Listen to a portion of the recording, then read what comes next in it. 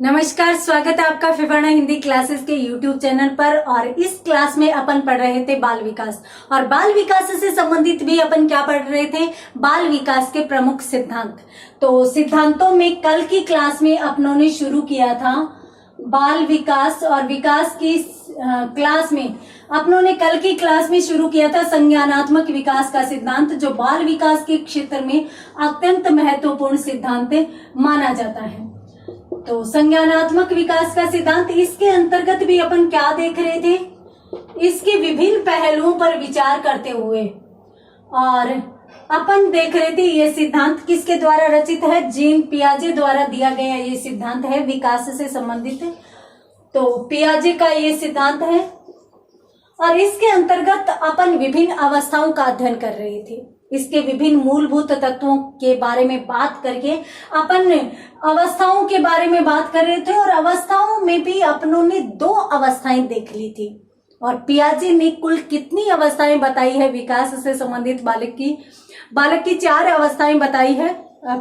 सबसे पहली जो अवस्था है वो संवेदी पेशीय यानी संवेदी गामक क्रिया की अवस्था है, जिसमें बालक है वो सिर्फ और सिर्फ शारीरिक क्रियाओं द्वारा शारीरिक क्रियाएं करके और बालक कुछ न कुछ सीखता है।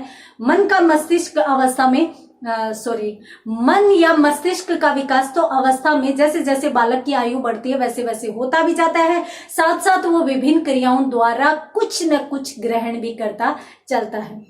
दूसरी अवस्था अपनों ने कौन सी देखी थी, पूर्व संक्रियात्मक अवस्था, यानी क्रिया सोच समझकर काम करने से पहले की अवस्था ही क्या कहलाती है, पूर्व संक्रियात्मक अवस्था कहलाती है। और उसमें जो अपनों ने महत्वपूर्ण बातें देखी वो एक तो थी अंतः प्रज्ञा काल कहते हैं इसे, दूसरा ये प्रतीकों की अवस्था है, तीसरा इसमें अपनों ने देखा कि बालक अनुपात में अंतर नहीं कर पाता। आप कॉटन लेकर जाएंगे, लोहा लेकर जाएंगे, बालक जो कम दिखेगी उसको हल्का बताएगा और जो ज्यादा दिखेगी उसको भारी बताएगा। और उसके साथ ही इस अवस्था में बालक सजीव व निर्जीव में अंतर नहीं कर पाता। तो ये चीजें अपनों ने जो पूर्व संक्रियात्मक अवस्था की महत्वपूर्ण विशेषताएं हैं उनको देखा। और हम जानते हैं कि पियाजे ने विभिन्न बालकों पर अध्ययन किया था, अपने 3 पुत्रों के साथ साथ 16 अन्य बालकों के अध्ययन के बाद इन्होंने ये सिद्धांत दिया था। तो आइए देखते हैं कि इसके बाद की जो तीसरी अवस्था है, तीसरी अवस्था कौन सी हो जाएगी, वो पूर्व संक्रियात्मक थी, तो ये मूर्त संक्रियात्मक अवस्था। पिछली क्लास में अपनों ने देखा था पूर्व संक्रिया यानी सोच समझकर कार्य करने से पहले की अवस्था। यहां पर बालक है वो क्रिया तो करने लग जाता है, परंतु क्रिया किस पर आधारित होती है, मूर्त चीजों पर आधारित होती है। अर्थात मूर्त किसे कहते हैं, जो दिखाई देती है। यहां पर भी बालक में अमूर्त यानी जो दिखाई नहीं देती उनके प्रति सोचने की क्षमता विकसित नहीं होती। तो यहां पर ये अवस्था मूर्त संक्रियात्मक अवस्था कहलाती है। और इस अवस्था में बालक की उम्र कितनी होती है, ये कौन सी उम्र तक चलती है, तो देखिए 7 से 11 वर्ष तक चलने वाली अवस्था को अपन क्या कहते हैं, मूर्त संक्रियात्मक अवस्था कहते हैं। तो ये बालक में मूर्त जो संसाधन होते हैं या जो मूर्त भौतिक वस्तुएं होती है उन्हीं के प्रति समझ विकसित करती है। यहाँ पर ये नहीं होता कि बालक है वो चिंतन मनन करने लग जाए, हाँ वो तार्किक चिंतन जरूर करेगा, मूर्त चीजों से संबंधित तार्किक चिंतन की अवस्था ये कहलाती है। अर्थात इस समय बालक तर्क से संबंधित चिंतन करने लग जाता है, और इसीलिए इसे गणितीय चिंतन की अवस्था या गणितीय विकास की अवस्था भी कह सकते हैं। क्यों कह सकते हैं, क्योंकि तर्क, गणित का मतलब बस वो तर्क जानेगा, गणित का मतलब यही होता है कि तर्क के माध्यम से किसी भी बात का समाधान करना। वो हर एक चीज में कोई ना कोई लॉजिक ढूंढेगा। जैसे मान लीजिए कि जैसे ही बालक 7 से 11 वर्ष में हो गया तो उसके हर एक प्रश्न में क्यों शामिल होगा, कोई भी चीज वो देखेगा ये ऐसा क्यों है, तो वो क्यों शामिल करेगा, इसका मतलब वो तर्क जानना चाहता है, इसके पीछे लॉजिक क्या है। वो सीधे के सीधे बातों को ग्रहण नहीं करता, तर्क के माध्यम से चीजों को ग्रहण करता है। और ये अवस्था एक ऐसी अवस्था है जिसमें जो पूर्व संक्रियात्मक अवस्था में कमियां थी वो इसमें पूरी हो जाती है। क्यों? क्योंकि बालक बड़ा हो जाता है, उसके मस्तिष्क का विकास हो जाता है, तो वो क्या करता है, अनुपात में भी अंतर करने लग जाता है, अनुपात में अंतर करने लगता है। साथ साथ इस उम्र में जो बालक है वो क्या करता है, तर्क साथ साथ अनुपात में अंतर के साथ साथ वह भार, क्रम या आकार के संबंध में भी ज्ञान रखने लग जाता है, उसे ज्ञान हो जाता है, भार का ज्ञान होने लग जाता है, क्रम। अब यहां पर इस उम्र में आने के बाद बालक कॉटन को भारी नहीं बताएगा, लोहे को ही भारी बताएगा। और जैसा कि यहाँ पर देखा अपनों ने, क्रम से संबंधित वो समझ विकसित कर लेता है, तो यहाँ पर वह आरोही व अवरोही क्रम को भी समझने लग जाता है। आरोही व अवरोही क्रम से संबंधित है, वो उसकी समझ विकसित हो जाती है, समझ विकसित हो जाती है। तो यहाँ पर बालक में आरोही व अवरोही क्रम के संबंध में समझ विकसित हो जाती है, अनुपात में अंतर करने लग जाता है। तो ये है मूर्त संक्रियात्मक अवस्था, जिसमें सबसे महत्वपूर्ण है तर्क। तर्क करने लग जाता है इस उम्र में बालक। इसके साथ साथ उसमें समझ भी विकसित हो जाती है। इस आयु को अपन समझ व संप्रत्यय की आयु भी कह सकते हैं, समझ व संप्रत्यय की आयु भी कह सकते हैं। समझ व संप्रत्यय की अवस्था अपन क्यों कहते हैं इसको?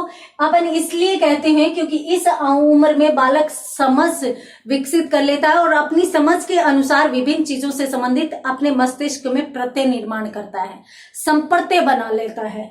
तो इसलिए इसे समझ संप्रत्यय की अवस्था भी कहा जाता है। स्क्रीनशॉट लीजिए, उसके बाद अपन देखते हैं अगली अवस्था, चौथी अवस्था, वो क्या कहती है। चौथी अवस्था कौन सी अवस्था होती है और इसमें कौन कौन सी विशेषता मानी जा सकती है, वो चीज अपन देखते हैं। तो यहाँ पर अपनों ने पढ़ी है मूर्त संक्रियात्मक अवस्था, जो बालक में 7 से 11 वर्ष की उम्र में पाई जाती है।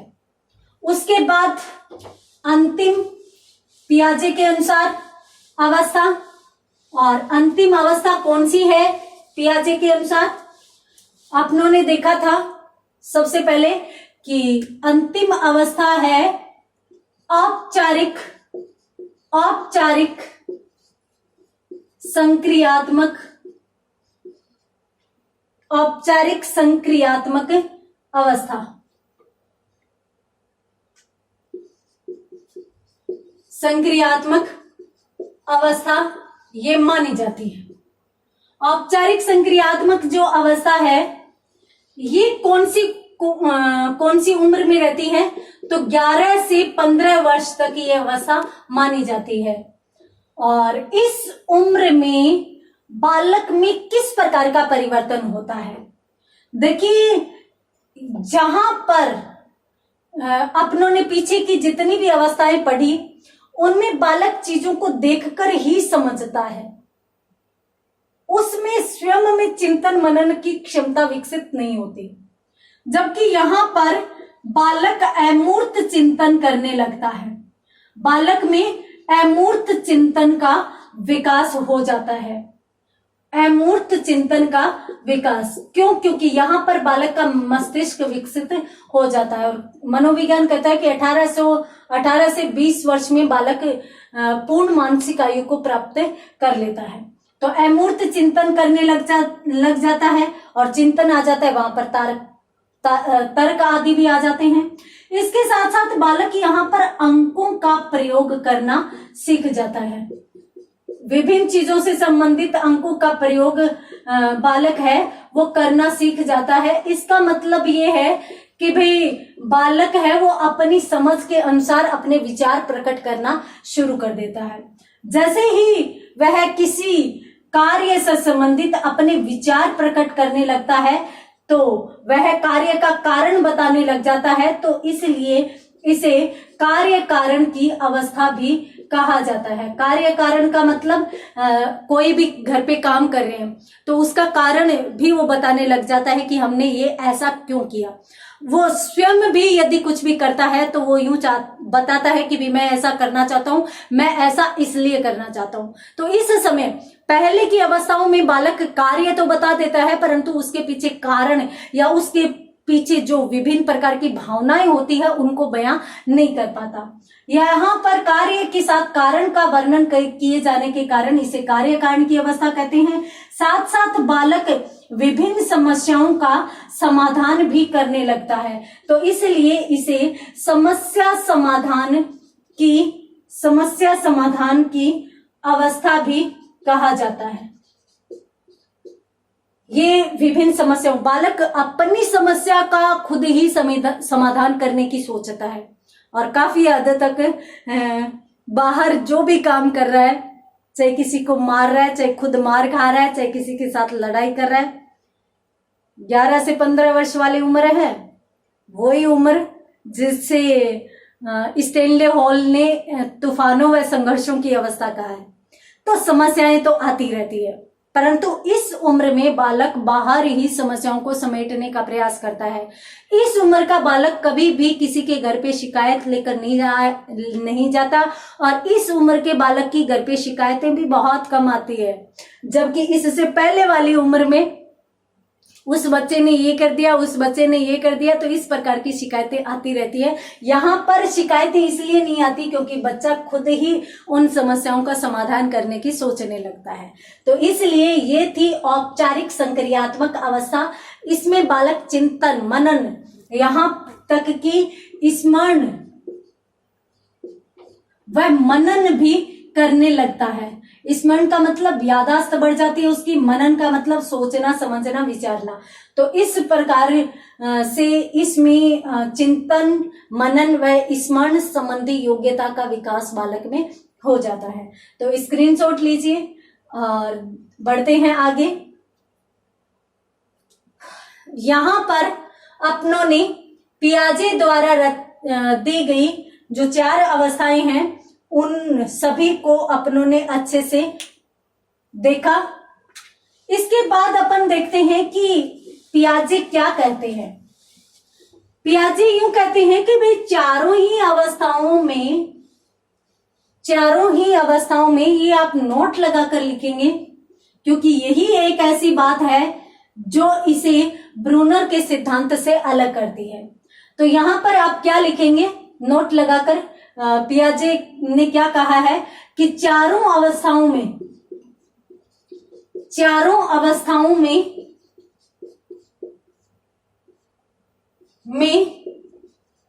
बालक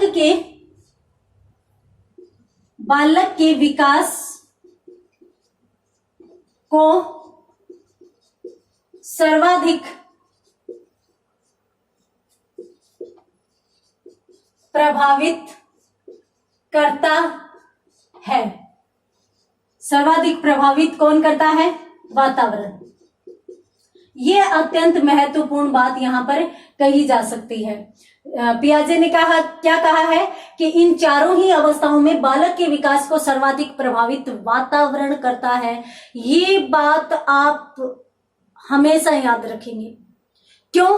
क्योंकि यही बात है जो पियाजे को ब्रूनर से अलग करती है, जबकि दोनों के सिद्धांतों का नाम एक ही है। संज्ञानात्मक विकास का सिद्धांत या संज्ञानात्मक अधिगम का सिद्धांत ही ब्रूनर का माना जाता है और संज्ञानात्मक विकास का सिद्धांत ही पियाजे का माना जाता है। तो यहाँ पर इसी के साथ पियाजे द्वारा दिया गया सिद्धांत कंप्लीट होता है और उसके बाद इस चीज को आप नोट कर लीजिए। उसके बाद शुरू करते हैं अपन अगला सिद्धांत, जिसे क्या कहा जाता है? संज्ञानात्मक सिद्धांत ही कहा जाता है, परंतु वो किसका है? जेरोम ब्रूनर द्वारा दिया गया सिद्धांत है। ठीक है, तो यहां पर अपन शुरू करते हैं जेरोम ब्रूनर। तो संज्ञानात्मक विकास का सिद्धांत अब किसका आ जाएगा? जेरोम ब्रूनर द्वारा। जेरोम ब्रूनर द्वारा दिया गया संज्ञानात्मक विकास का सिद्धांत अब अपन पढ़ने जा रहे हैं। देखिए, ये जो सिद्धांत है, इस सिद्धांत को जो संज्ञानात्मक विकास का सिद्धांत कहते हैं, इसे संज्ञानात्मक अधिगम का सिद्धांत भी कहा जाता है। अधिगम का सिद्धांत भी कहा जाता है। इसके विभिन्न नाम बता रही हूं।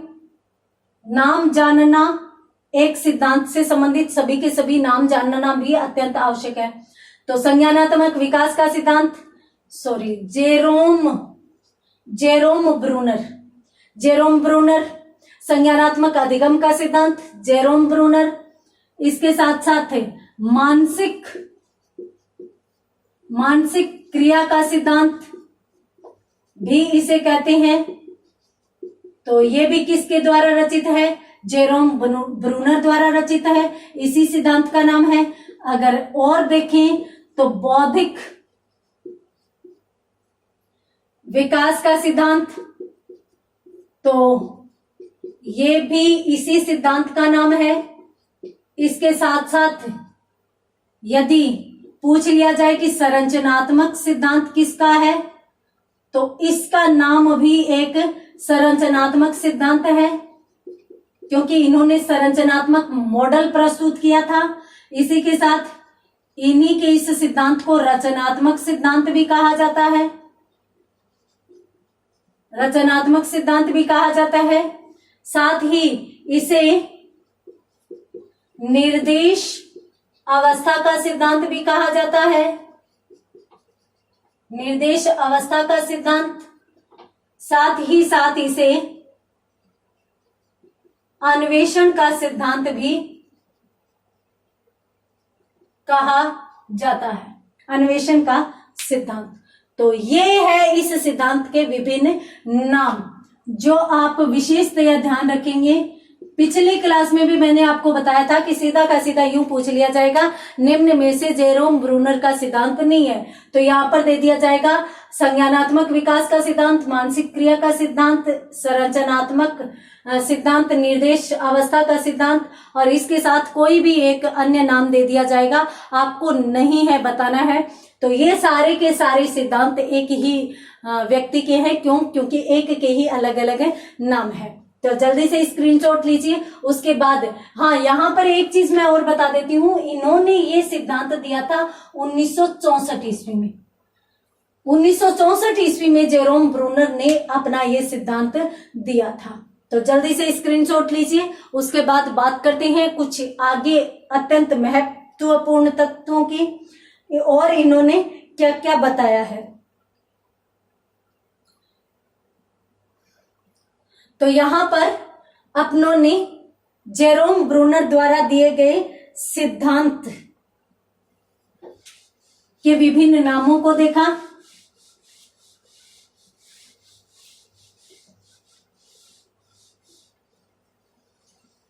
सबसे पहली और महत्वपूर्ण बात, इनके अनुसार संज्ञानात्मक विकास क्या है? इनके अनुसार संज्ञानात्मक विकास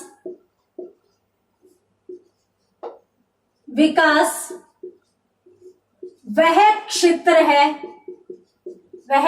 है जहां बालक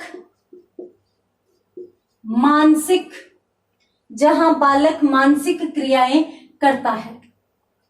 मानसिक क्रियाएं करता है। इन्होंने क्षेत्र बताया है, और इन्होंने जो क्षेत्र बताया है उस क्षेत्र में इन्होंने कौन कौन सी चीजों को शामिल किया है। तो इन्होंने चिंतन को शामिल किया है, तर्क को शामिल किया है, स्मरण को शामिल किया है। इसके साथ साथ इन्होंने इस मॉडल के विभिन्न आयाम भी दिए हैं।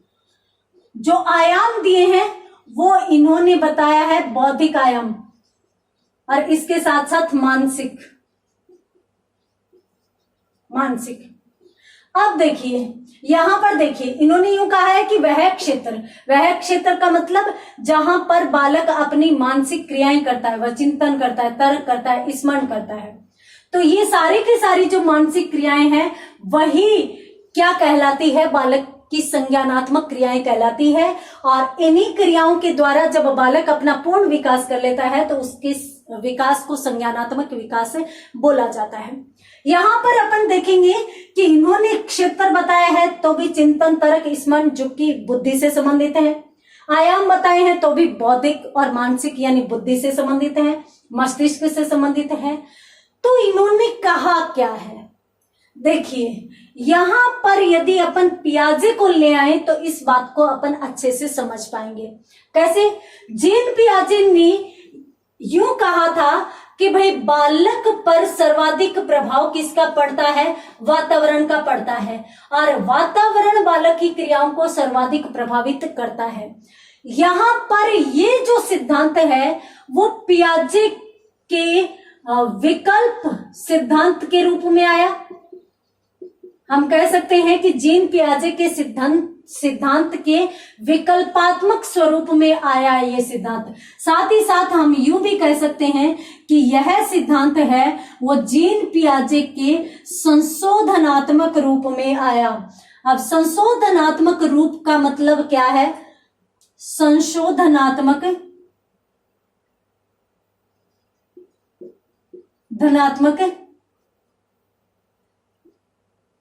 रूप में आया। अब ये क्या है? देखिए, संज्ञानात्मक विकास का सिद्धांत पियाजे, संज्ञानात्मक विकास का सिद्धांत ब्रूनर। ठीक है, तो उन्होंने पियाजे ने जो चीजें बताई थी उनसे संबंधित ही कुछ चीजों को इन्होंने ले लिया, तो इसलिए उनका ही एक विकल्प है, इसलिए इसे पियाजे का विकल्पात्मक सिद्धांत भी कहते हैं। इन्होंने कुछ चीजें ली परंतु कुछ चीजें अपनी ओर से जोड़ी, अर्थात मौलिक विकास किया, तो इसलिए उसका संशोधन करने के कारण इसे संशोधनात्मक सिद्धांत भी कहा जाता है। आपसे यदि पूछ ले कि जो जेरोम ब्रूनर का सिद्धांत आया, तो देखिए एक तो ये पियाजे के सिद्धांत के विकल्पात्मक स्वरूप के रूप में आया, साथ साथ संशोधनात्मक स्वरूप के रूप में आया। ये पियाजे के सिद्धांत का संशोधन करता है। मूल या इस सिद्धांत का आधार क्या है? इस सिद्धांत का आधार ही ये है कि ये पियाजे से सिद्धांत अलग हो जाएगा। यहां पर इन्होंने वातावरण की जगह बल किस पर दिया है? शिक्षा पर बल दिया है। इन्होंने यूं कहा कि भाई बालक पर वातावरण का प्रभाव पड़ता है, मान लिया, परंतु सर्वाधिक प्रभावित उसे शिक्षा करती है। अब वातावरण है, बालक स्वयं से सीख रहा है, वो चीज अलग बात होगी। वो स्वयं से, अब मान लीजिए कि एक आपके सामने भरा हुआ गिलास रख दिया, आधा भरा हुआ गिलास रख दिया जाए, आपसे पूछा जाए कि भाई ये गिलास, इस गिलास को आप किस रूप में देखते हो, तो कुछ लोग बोलते हैं आधा भरा हुआ है, कुछ लोग यूं भी बोलते हैं आधा खाली है। यानी कुछ लोग सकारात्मक टिप्पणियां करते हैं, कुछ लोग नकारात्मक टिप्पणियां करते हैं। अब यहाँ पर जो भी टिप्पणी आ रही है वो व्यक्ति की खुद की समझ के अनुसार आ रही है। ये तो हो गया वातावरण, परंतु इस संबंध में मान लीजिए कि एक व्यक्ति को पूछा गया, उसने जैसे भी अपना विचार व्यक्त किया, फिर उसे सिखाया गया कि सोच हमेशा धनात्मक होनी चाहिए, हमेशा सकारात्मक होनी चाहिए। और आपको ये कहने की बजाय, आप ये कहते हैं ना कि भाई आधा खाली है, ये कहने की बजाय आप ये कहो कि आधा भरा हुआ है, इसका मतलब विकास की संभावनाएं है। तो उसे यदि सिखाया जाए तो शिक्षा से आगे के व्यवहार में परिवर्तन हो सकता है। तो इसलिए इन्होंने यूं कहा, भाई अकेला वातावरण कुछ नहीं कर सकता, बालक के विकास को प्रभावित शिक्षा भी करती है। तो इसलिए यहां पर मैं आपको फिर से बता देती हूं, जीन पियाजे ने जहां वातावरण का महत्व स्वीकार किया, वहां पर इन्होंने वातावरण के अध्ययन की बजाय शिक्षा का बालक पर अध्ययन के या शिक्षा का बालक पर प्रभाव का अध्ययन अत्यंत महत्वपूर्ण माना। ठीक है, तो यहां पर अपन देखेंगे कि ये तो था पियाजे का, पियाजे ने कहा और ये कहा किसने, ब्रूनर ने कहा। ठीक है, तो यहां पर अपनों ने कौन कौन सी चीज देखी है, संज्ञानात्मक विकास का सिद्धांत, जेरोम ब्रूनर 1964 में सिद्धांत दिया। इन्होंने अपने सिद्धांत को जीन पियाजे के सिद्धांत के विकल्पात्मक व संशोधनात्मक रूप में पेश किया। इन्होंने पियाजे ने जहां वातावरण का बालक पर प्रभाव पर अधिक बल दिया, वहीं पर इन्होंने शिक्षा का बालक पर प्रभाव पर अधिक बल दिया। इन्होंने कहा कि भी संरचनात्मक विकास वह क्षेत्र है जहां पर बालक संज्ञानात्मक विकास वह क्षेत्र है जहां पर बालक मानसिक क्रिया करता है, कि बालक मानसिक क्रियाएं करता है और मानसिक क्रियाओं में वह चिंतन करता है, तर्क करता है, स्मरण करता है, अनेक प्रकार की बौद्धिक व मानसिक क्रियाएं करता है, उसके माध्यम से बालक सीखता है।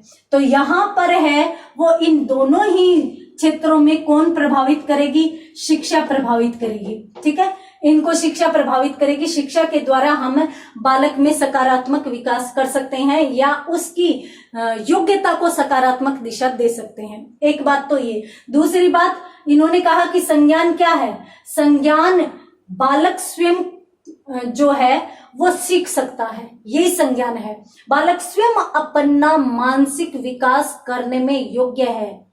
जहां ये माना जाता था कि भाई वातावरण बालक की मानसिक का विकास करेगा या मानसिक स्थिति का विकास करेगा, वहां पर इन्होंने कहा कि बालक स्वयं अपना मानसिक विकास कर सकता है।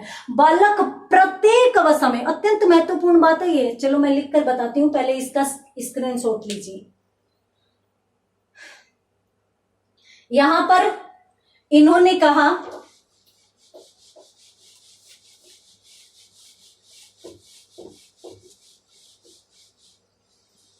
जेरोम ब्रूनर का सिद्धांत अपन पढ़ रहे हैं, और जेरोम ब्रूनर ने एक बालक के विकास के संबंध में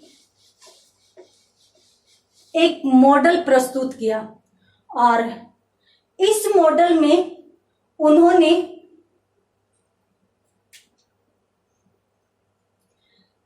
ब्रूनर द्वारा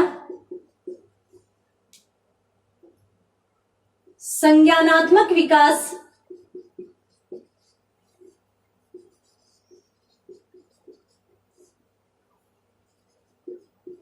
के क्षेत्र में,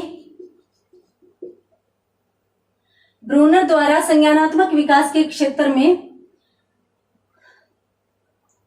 एक मॉडल प्रस्तुत किया गया, जिसके अनुसार बालक वातावरण के साथ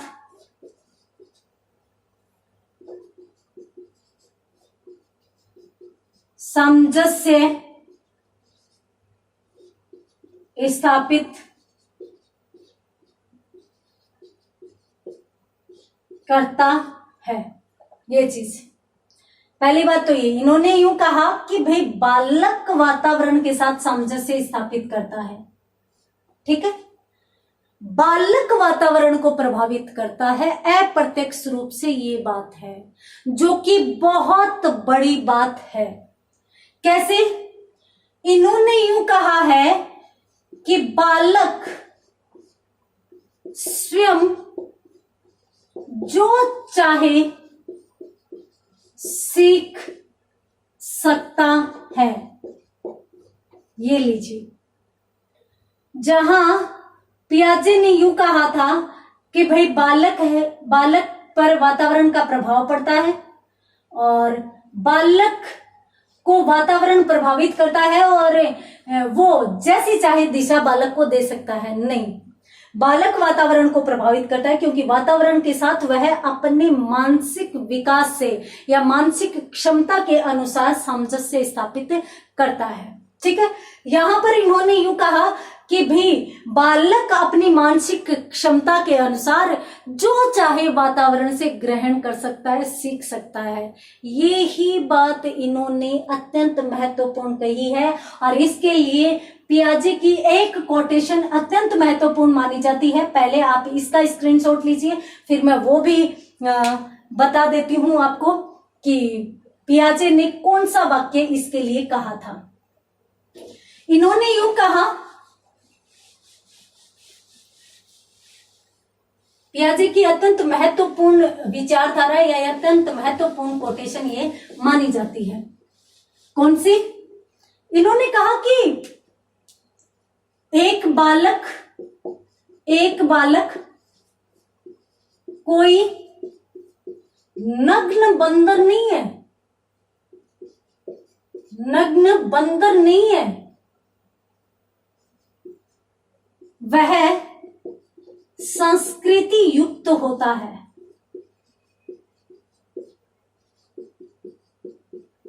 परीक्षा में पूछा जा चुका है, ये बात किसने कही है?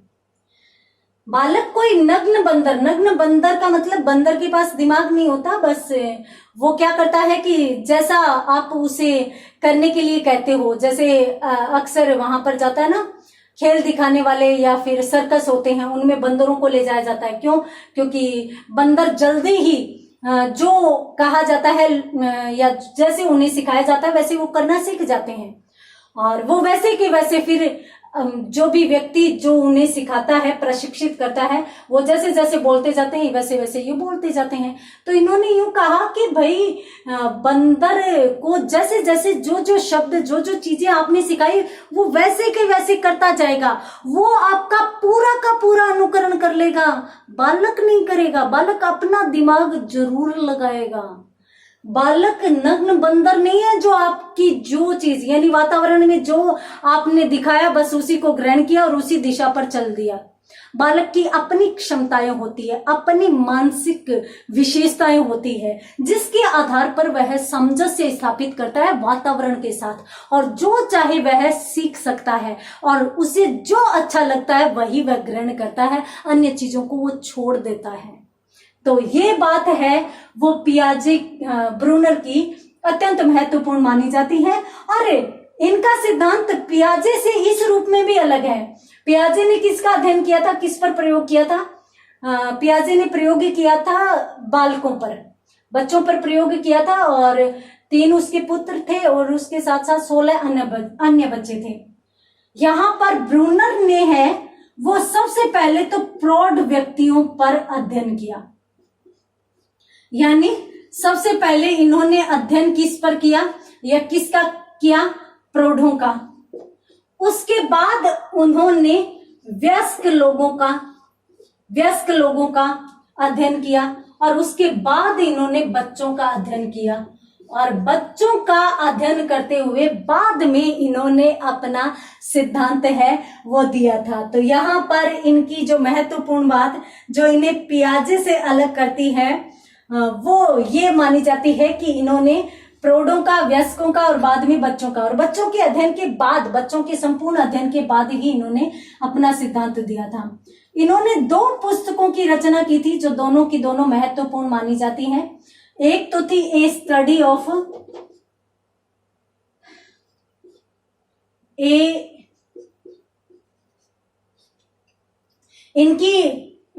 इन्होंने जब ये अध्ययन किया था उसी समय इन्होंने 2 पुस्तकें भी लिखी थी, और उनमें एक पुस्तक तो इनकी थी द स्टडी ऑफ थिंकिंग, और एक पुस्तक इनकी थी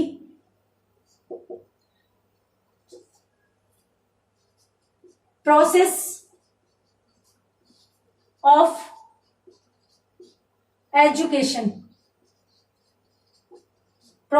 एजुकेशन। तो ये इनकी 2 पुस्तकें मानी जाती है जो अत्यंत महत्वपूर्ण मानी जाती है, और उसमें भी इन्होंने इसी प्रकार से बालक का अध्ययन करते हुए लिखा था। तो जैसा कि नाम से स्पष्ट है, प्रोसेस ऑफ एजुकेशन, यानी इन्होंने अपने सिद्धांत का आधार किसको माना है? एजुकेशन को, शिक्षा को माना है। और इसके साथ साथ द स्टडी ऑफ थिंकिंग, यानी बालक की जो शिक्षा है या बालक को शिक्षा के माध्यम से उसकी सोच किस प्रकार से बदल सकते हैं, परिवर्तित कर सकते हैं, ये इसीलिए इन्होंने है वो दोनों पुस्तकें इसी अध्ययन से संबंधित लिखी थी। तो और ये पुस्तकें लिखी और इसके बाद सिद्धांत कब दिया? 1964 में दिया। जल्दी से स्क्रीनशॉट लीजिए। उसके बाद बात करते हैं अपन आगे इनके द्वारा बताई गई प्रमुख अवस्थाओं की, कि इन्होंने अपने सिद्धांत में किस किस प्रकार की कौन कौन सी अवस्थाएं बताई है।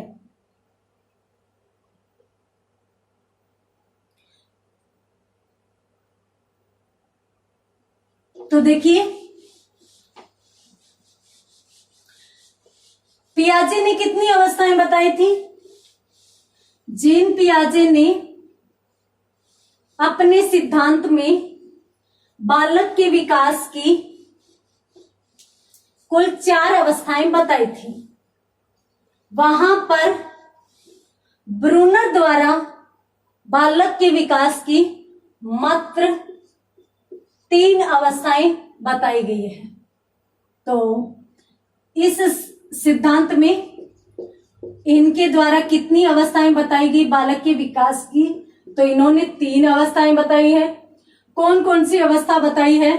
तो सबसे पहले अपन यदि बात करें इनएक्टिव स्टेज की, तो वो जो सिद्धांत है या वो जो अवस्था है वो प्रतिबिंबात्मक अवस्था अपन कह सकते हैं, या फिर अपन क्रियात्मक अवस्था या विधि निर्माण की अवस्था भी इसे कह सकते हैं। क्रियात्मक अवस्था या विधि निर्माण की अवस्था, ये इनएक्टिव स्टेज कहलाती है इंग्लिश में। और ये भी इन्होंने कहां तक मानी है? जन्म से 2 वर्ष तक इन्होंने मानी है। देखिए, क्रियात्मक से यदि सक्रियात्मक सिद्धांत पूछ लिया जाए तो भी इसी सिद्धांत को कहते हैं सक्रियात्मक सिद्धांत। क्यों? क्योंकि बालक इसमें एक्टिव बहुत ज्यादा रहता है और ज्यादा से ज्यादा शारीरिक क्रियाएं ही करता है। सक्रियात्मक अवस्था, और इसमें इसे निर्माण की अवस्था भी कह सकते हैं। निर्माण की अवस्था क्यों? क्योंकि इसमें बालक के मस्तिष्क का निर्माण होना शुरू हो जाता है, उसके ज्ञान का निर्माण होना शुरू हो जाता है। तो यहाँ पर बालक ज्ञान निर्मित करना शुरू कर देता है, तो इसलिए इसको क्रियात्मक अवस्था, सक्रियात्मक अवस्था, विधि निर्माण अवस्था, विधि की अवस्था, निर्माण की अवस्था, ये विभिन्न प्रकार के नाम इस अवस्था को दिए जा सकते हैं। इसमें क्या होता है? अभी मैंने आपको बताया भी कि इस अवस्था में बालक शारीरिक क्रिया ज्यादा करता है, और इस अवस्था में बालक जो होता है वो अपनी अनुभूतियों को, बालक अपनी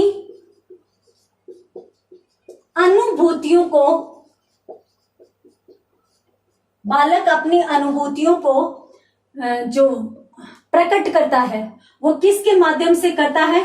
शब्दहीन क्रियाओं द्वारा। शब्दहीन क्रियाओं द्वारा प्रकट करता है। तो बालक अपनी अनुभूतियों को शब्दहीन क्रियाओं द्वारा प्रकट करता है, अर्थात यहां पर वह शब्द नहीं करता। तो ये शब्दहीन क्रियाएं होगी। और इसके साथ साथ ये आप स्क्रीनशॉट लीजिए। उसके बाद अपन देखते हैं आगे इस संबंध में जो अवस्था है वो कौन सी अवस्था यहाँ पर हो सकती है, और उस अवस्था से संबंधित कौन कौन सी विशेषता हो सकती है, किसके अनुसार? ब्रूनर के अनुसार। तो देखिए, यहाँ पर सबसे पहली बात तो ज्यादा अलग नहीं है। ये जो अवस्थाएं है ना, उनमें जैसे पियाजे ने बताया था भी शारीरिक क्रियाएं ज्यादा करता है, तो वो बात इसमें भी होगी। बालक शारीरिक क्रियाएं अधिक करेगा और अब यहाँ पर है वो बालक में इतनी समझ तो होती ही नहीं है कि वह अपनी भाषा के माध्यम से है वो अपनी फीलिंग या अपनी जो अनुभूतियां हैं उन्हें वो प्रकट कर सके। तो इसके लिए वो क्या करता है? वो क्रियाएं करता है। अब क्रियाएं किस प्रकार से करता है? अब एक छोटा बालक है, मान लीजिए कि जन्म से 2 वर्ष है, तो मान लीजिए 3 महीने का बालक है। 3 महीने की बालक को भूख लगी, कहेगा मम्मा भूख लगी है, खाना दे दो, मम्मा भूख लगी है? बिल्कुल नहीं कहेगा। वो क्या करेगा? वो रोएगा, रोएगा और रोने के साथ साथ पैर हाथ मारना शुरू कर देगा,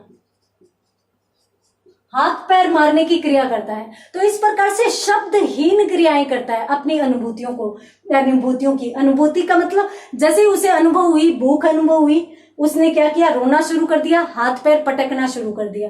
तो अपने को समझना पड़ेगा भी बच्चा भूखा हो गया। और आपने देखा भी होगा, माएँ तो सबसे बड़ी मनोचिकित्सक होती है। जैसे ही 3 महीने का बालक रोना शुरू करता है, माँ भाग कर आती है, भाई बच्चे को भूख लग गई। तो इसलिए यहाँ पर बालक रोता है और हाथ पैर पटक कर शब्दहीन क्रियाएं करके अपनी अनुभूति को प्रकट करता है। यहां पर बालक के पास भाषा नहीं होती, भाषा विकास बालक का नहीं होता। उसकी अवस्थागत मस्तिष्क का विकास तो होता जाता है, मानसिक विकास होता जाता है। अवस्था के अनुरूप इसका बालक का मानसिक विकास तो होता जाता है, मानसिक विकास, परंतु वह मानसिक विकास ही करेगा, बुद्धिगत या बुद्धि प्रयोग यहां पर नहीं करेगा, बुद्धि प्रयोग नहीं। बालक यहां पर बुद्धि नहीं लगाता, दिमाग नहीं लगाता। क्यों? क्योंकि क्षमता ही नहीं है। यहां पर वह सिर्फ और सिर्फ हाथ पर पैर पटकना का मतलब अपन यूं भी कह सकते हैं कि शारीरिक क्रियाओं द्वारा बालक सीखता है, शारीरिक क्रियाओं द्वारा सीखता है।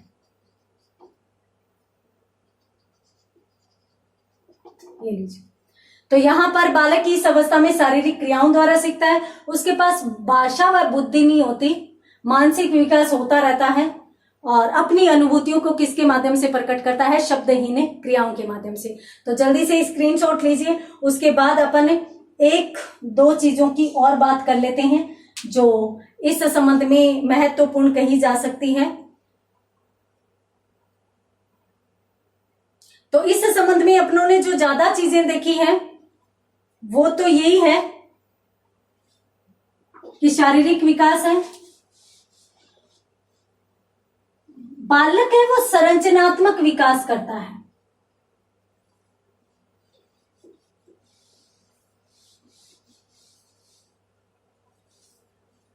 ठीक है, और यहां पर बालक वातावरण में क्रिया करता हुआ, बालक वातावरण में क्रिया जरूर करता है। यहां पर वातावरण तो सब जगह ही रहता है, परंतु विशिष्ट प्रभाव वातावरण की बजाय इन्होंने शिक्षा का माना। तो क्रिया करता हुआ समझ से स्थापित करता है, समझ से स्थापित करता है। यहां पर बालक का संरचनात्मक विकास ज्यादा होता है। हम यूं कह सकते हैं कि बालक का संरचनात्मक विकास अधिक होता है। संरचनात्मक विकास का मतलब होता है कि ऐसा विकास जो अपन देख सकते हैं, बालक की हाइट बढ़ेगी, उसकी हेल्थ में परिवर्तन आएगा, तो वो वृद्धि से संबंधित जो सारी की सारी बातें हैं वो इसमें आएगी। और फिर मोटे तौर पर मैं यही कह देती हूं कि भाई संवेदना से संबंधित और गामक से संबंधित सारी की सारी क्रियाएं इसमें ही आएगी। तो स्क्रीनशॉट लीजिए, बढ़ते हैं अपन दूसरी अवस्था की तरफ। और दूसरी अवस्था क्या कहती है या दूसरी अवस्था कौन सी है वो कहते हैं। यहां पर मैं आपको बता देती हूं कि इस अवस्था में इन्होंने 2 ही अवस्थाएं बताई है, 2 ही अवस्थाएं, सॉरी 3 ही अवस्थाएं, जहां पर दूसरी तो अपन पढ़ने जा रहे हैं। 3 अवस्थाएं बताई है। पियाजे ने 4 बताई थी और इन्होंने 3 बताई है। दूसरी अवस्था अपन पढ़ने जा रहे हैं। दूसरी दूसरी अवस्था कौन सी है? एक तो प्रतिमा आधारित, आइकॉनिक स्टेज इसे कह सकते हैं। प्रतिमा आधारित या इसी छायात्मक सिद्धांत भी कह सकते हैं। इसे प्रतिबिंबात्मक सिद्धांत भी कह सकते हैं।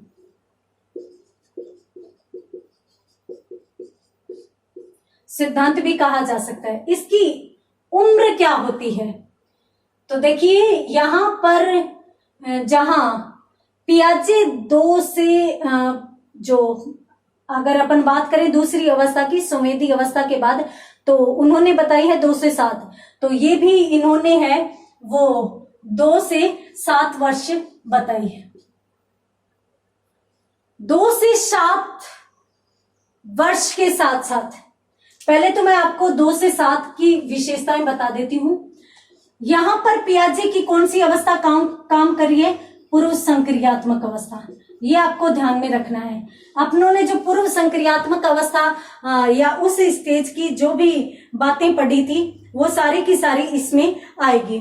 ये जो बालक है वो इस समय संप्रत्यय निर्माण करेगा। संप्रत्यय निर्माण करेगा किसी भी चीज से संबंधित, या फिर अपन यूं करें कि भी प्रत्यक्षतः किसी चीज को देखकर और बालक है वो समझ विकसित करेगा। ठीक है, यहां पर है ये भी क्रिया से पहले की उम्र कही जा सकती है। इसमें भी बालक सिर्फ सूचनाएं ग्रहण करता है, सूचनाएं ग्रहण करता है, अपनी तरफ से दिमाग कुछ नहीं लगाता। बालक चीजों को प्रत्यक्षतः देखता है और देखकर उन पर उनके आधार पर संप्रत्यय निर्माण कर लेता है, सूचनाएं ग्रहण कर लेता है।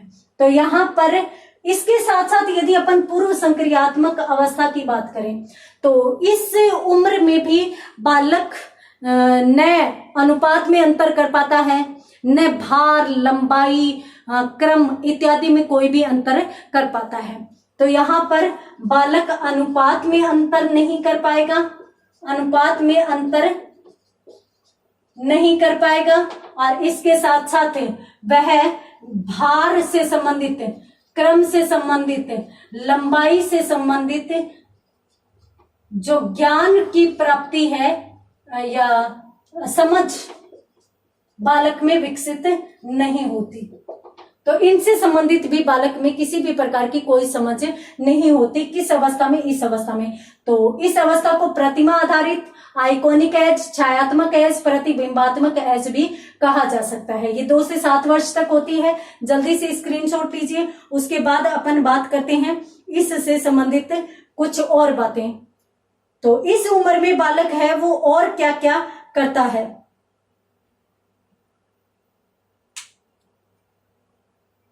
देखिए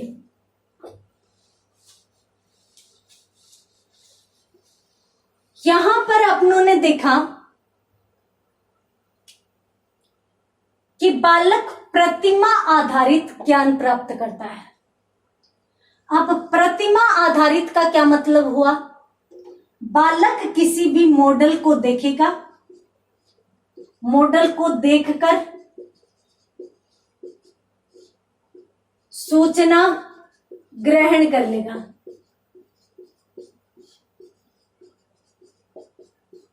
ठीक है, इसके साथ साथ छायात्मक, छायात्मक का मतलब है कि भाई उसको किसी भी चीज से संबंधित, किसी भी वस्तु से संबंधित कोई भी ज्ञान देना है तो उसको उसकी छाया प्रति अवश्य दिखानी पड़ेगी। यदि आप यूं कह दो कि भाई ऐसी ऐसी चीज है तो इस उम्र का बालक इस अवस्था में इस चीज को नहीं समझ पाएगा।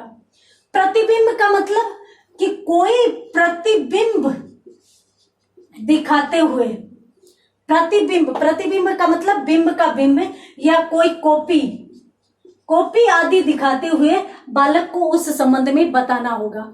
यानी आपको घोड़े का ज्ञान करवाना है तो घोड़े का प्रतिबिंब दिखा दो, उसका चित्र दिखा दो। जैसे ही बालक वो चित्र देखेगा तो उससे संबंधित वो ज्ञान प्राप्त कर लेगा।